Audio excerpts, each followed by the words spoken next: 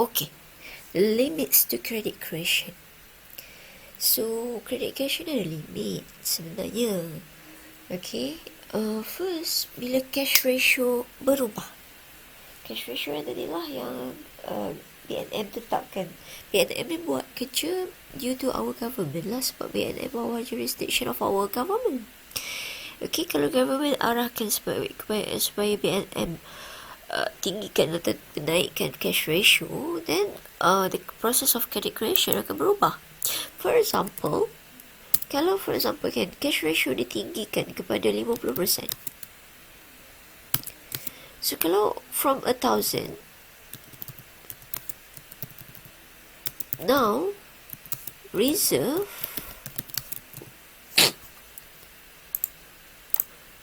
will be 0.5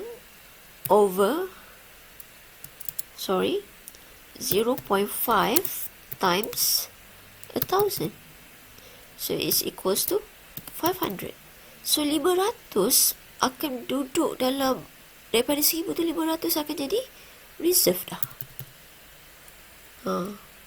So yang boleh loan out only 500. Meaning that jumlah credit creation akan makin berkurang. Sebab kerajaan banyakkan dan untuk jadi reserve, simpanan. Biasanya kerajaan akan buat masa bila ni? Masa inflation. Inflation kan because people has too much money, right? So, government will do something to avoid the money to become more. So, government akan wajibkan duit disimpan. That's why government akan syaratkan kepada bank, jangan loan out banyak-banyak duit, simpan banyak, jadi reserve banyak. Tapi kalau timing unemployment, cash ratio mungkin akan jadi rendah, which is 5%. Kalau 5%, saya copy je lah.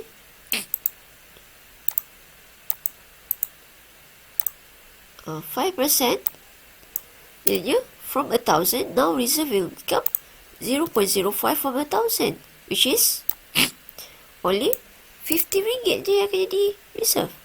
So loan out akan jadi 950. Ramailah yang akan dapat manfaatkan daripada dia. Itu adalah limit dia, kekurangan dia. Bila ada perubahan dari segi cash ratio. Okay. Yang kedua, clearing house. So clearing house ni lebih kepada check lah kan. Because check dia makan masa untuk clear. Berapa working days. Kalau bank yang berlainan dia akan makan masa. So itulah yang menyebabkan proses credit creation tu jadi lambat, slow. Okay. Next is available of collateral security. Kalau you tak ada cagaran, you cannot borrow from the bank. So, you tak boleh dapat loan out yang bank akan bagi tu. And BNM monetary control. Kalau BNM control kewangan dari segi tak bagi duit keluar banyak, cash ratio and so on, cash ratio, credit creation akan berkurang. And then, satu lagi, bila ada leakage in banking system. Maksudnya, bank ni sepatutnya, macam kita buat tadi, all money, pada hantar 100 as cash reserve, 900 lagi tu mesti di loan out terus. Tapi, instead of dikeluarkan 900, bank bagi loan out 500 je. Lagi 400 bank simpan sendiri dalam bank sebagai reserve. Sebab bank nak buat pelaburan lain, tak nak bagi keluar duit je. Sebab bank kan profit oriented, dia bukan semata-mata dapat duit daripada bagi pinjam duit ke orang daripada interest rate. Itu yang kita panggil leakage in the banking system. Okay, so you can read further about the limits of credit creation in page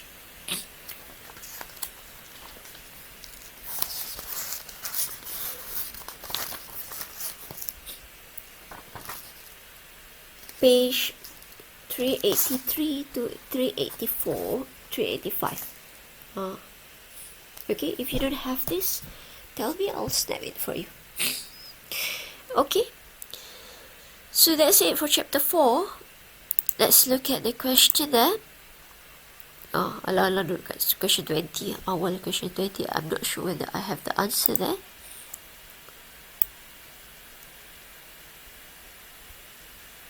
Oh, I have. Okay. So let's look at question 20. Ready?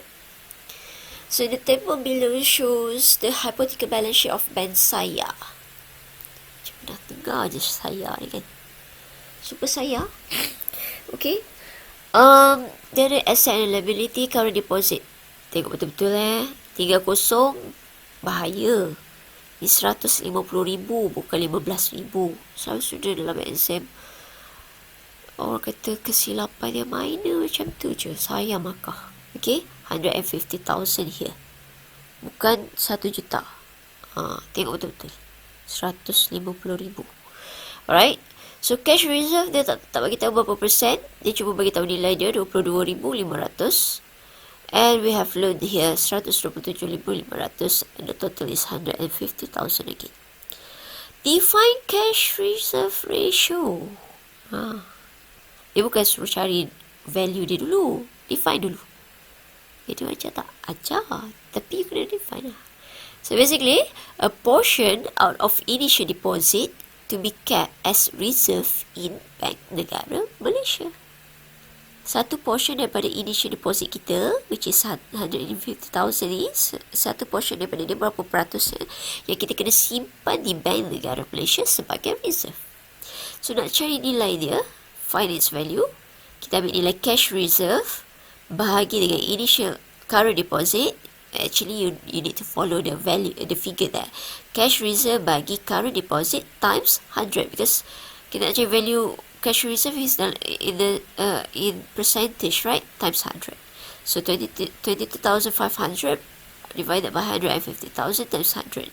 It's 15%. Okay. Calculate the value of credit creation by bank saya based on the above cash reserve ratio. Value of credit creation, total credit creation lah tu, TCC. So formula of TCC is basically 1 over cash ratio times the initial loan.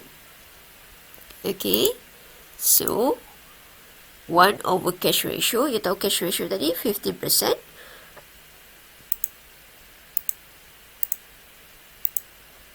Okay, 1 over cash ratio, 1 over 0.15 times initial loan. Initial loan is 127,500. So 850,000. Okay, assuming that a borrower takes a loan of 127,500 from bank saya and deposit it in bank dia.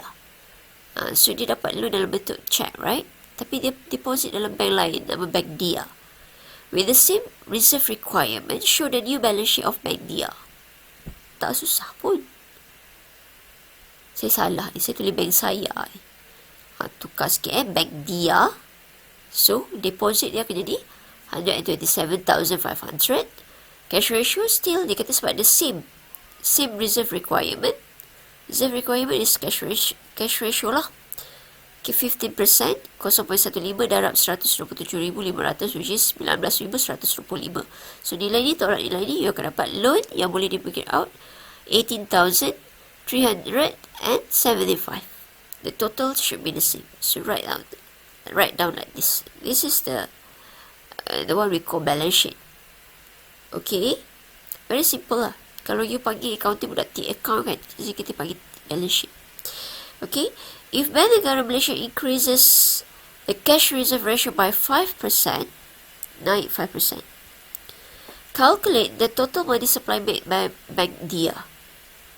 So sekarang ni cash reserve asalnya 15% kan, naik lagi pada 5%. So 0.15 campur 0.05. So dia nak tahu new money supply, TMS lah, total money supply, kena darab dengan initial deposit, which is 150,000. So times initial deposit, 1 over 0.2 times initial deposit. So overall we will have 750,000. So much higher, much lower lah, sebab reserve makin meningkat. Kalau tak, kita dapat total TCC kan. You kena kira balik lah. Kalau nak tahu, nak compare sebelum selepas. Kalau 15,000 dapat berapa? Lagi tinggi lah. Sebab reserve kurang. Tapi reserve dah bertambah lagi 5%. So jumlah keseluruhan jadi 750,000. Okey. Lagi.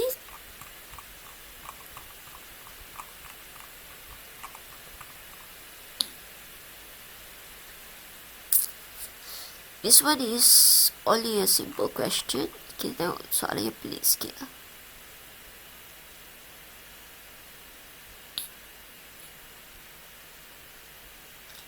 Same question also.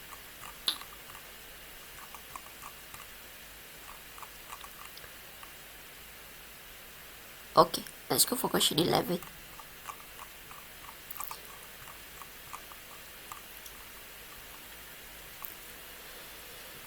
Define cash ratio and calculate its value sama je. A portion of initial deposit to be sent to BNMS reserve. Cash over initial deposit times 100, 435. Over 4985 times 100, you got 8.70%. So make sure dalam bentuk 2 tempat perpuluhan ikut memang macam tu. Okay.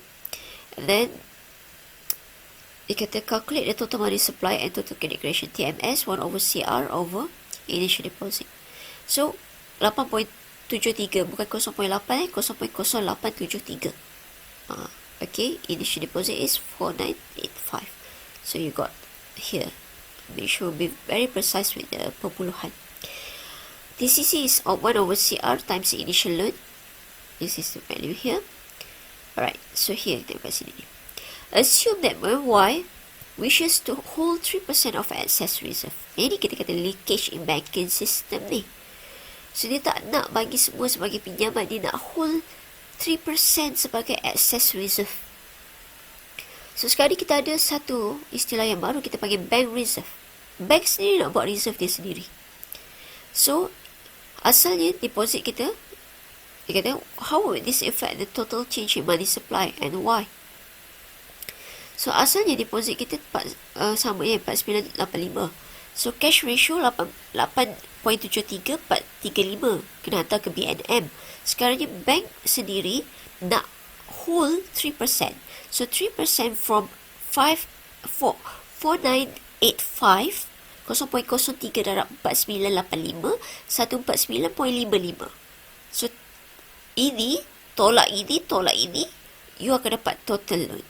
So total loan akan berkurang lah sekarang ni. 440 0.45. Asalnya total loan sebelum ada bank reserve 4550.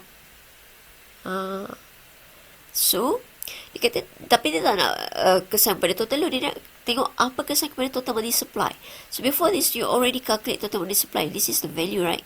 So now you need to calculate again total money supply after we have bank reserve. So what should you do is 1 over cash ratio plus bank ratio times dengan initial deposit. So you got a much lower amount, 42497.87. Asalnya 57101.95. Okay, so TMS will decrease because reserve has increased now. Reserve sekarang bukan sahaja di bank negara, tapi di bank itu sendiri. Okay, list down 2 limitation. We have clearing house and changing cash ratio. So kalau you tulis house saja ke, you tulis clearing saja tak ada maksud. Kalau you tulis cash ratio saja tak ada maksud juga. You kena bagi tahu change in cash ratio. Okay, so you may try other question lah. For example, question 10 ni very unique lah sebab dia combination A yang ni, lepas tu tiba-tiba B ada. Cash ratio and statutory reserve ratio are 5%, 2% respectively. So statutory reserve ratio ni another types of ratio. Another types of reserve. Meaning that this one akan mengurangkan kadar loan out jugalah. How much credit can be created if the initial deposit is 1,000? So you must do your calculation lah. You must show in terms of the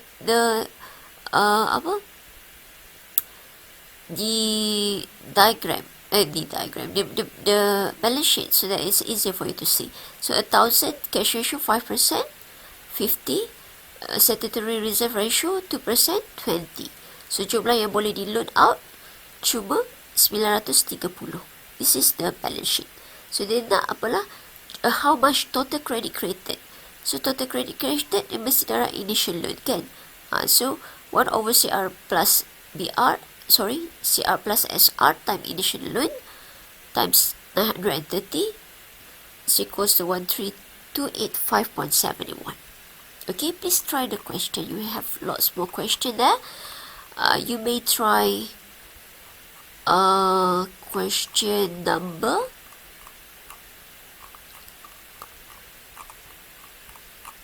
number 5. This one they does not put in terms of table, but you can put table there. Tak masalah pun. Okay, please try. Question 4. You may try question 3B. That's it. Okay? Okay, that's it for today.